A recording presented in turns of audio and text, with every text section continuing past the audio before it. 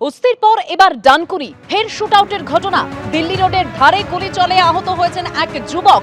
ডানকুনির grand সিটির কাছে যুবকের বুকে গুলি লাগে।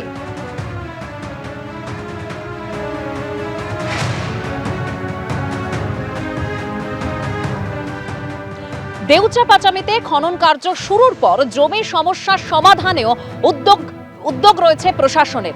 ইতিমধ্যেই যে খবর পাওয়া যাচ্ছে, ভাড়কাটা পঞ্চায়েতের 4টি গ্রামে ক্যাম্প শুরু হয়েছে। গ্রামবাসীদের জমি সংক্রান্ত সমস্যার সমাধানে তৈরি হয়েছে এই ক্যাম্পগুলো। সকাল থেকে ক্যাম্প অফিসে ভিড় জমিয়েছেন সাধারণ মানুষ। লাগাতার চলবে ক্যাম্প অফিস, বন্ধ হবে না, জানিয়েছেন অনুব্রত মণ্ডল। আমাদের কাজ চলছে, আমাদের জমি জমা আদিকাল থেকে আমাদের রেকর্ড দাদুর আমলে আছে, রেকর্ড কাগজপাতি ঠিক নেই। এর জন্যে স্যাররা এসছেন, এগুলো আমাদেরকে ঠিক করতে হয়েছে। এরা বলছে, এরা ঠিক করে দিচ্ছেন আমাদের জমি জমাগুলো যেগুলো আছে, আমাদের দাদুর আমল থেকে আছে, কাগজপাতি ঠিক নিজের নামে রেকর্ড হয়নি। হ্যাঁ, রেকর্ড করে দিচ্ছে এগুলো। এই যে রেকর্ড হচ্ছে আমাদের, এই নিয়ে খুশি আমরা। দেখুন, এলাকাবাসী সম্পূর্ণ সুযোগ থাকবে, সাধারণ মানুষরা চাকরি পাবে এবং ক্যাম্প বসিয়ে দিয়েছি। জমি জায়গার পর্চা যাদের গোলমাল আছে সব ঠিক হবে। এখানকার মানুষরা পগলেন দেবে, যা মেশিন লাগবে দেবে, ডাম্পার যা লাগবে দেবে। দেখুন, এটা একটা আসানসোল দুর্গাপুর যে শিল্পনগরী বলে না, তা পাঁচামি যে শিল্পনগরী যখন হবে, সিউড়ি, আমাদের মল্লারপুর, সাঁইথিয়া, ঘুরে তাকাতে হবে না।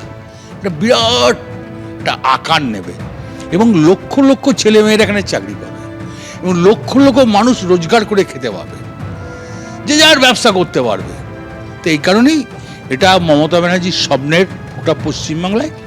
তা আমি বলবো, সবাই উন্নতি হবে, লাভ হবে। এই শিল্পনগরী যখন শেষ হয়ে যাবে কাজ, 1 বছর পর দেখবেন এখানকার চেহারা পাল্টে। আসছি পরের খবরে।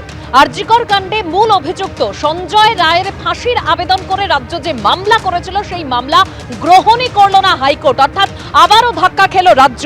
এই মামলা করার অধিকার রয়েছে একমাত্র তদন্তকারী সংস্থা অর্থাৎ সিবিআই এর।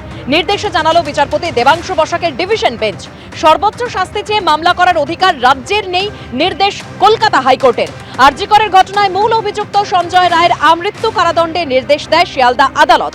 সেই রায়কে চ্যালেঞ্জ করে সর্বোচ্চ শাস্তি অর্থাৎ ফাঁসির সাজার আবেদন নিয়ে কলকাতা হাইকোর্টের দ্বারস্থ হয় রাজ্য।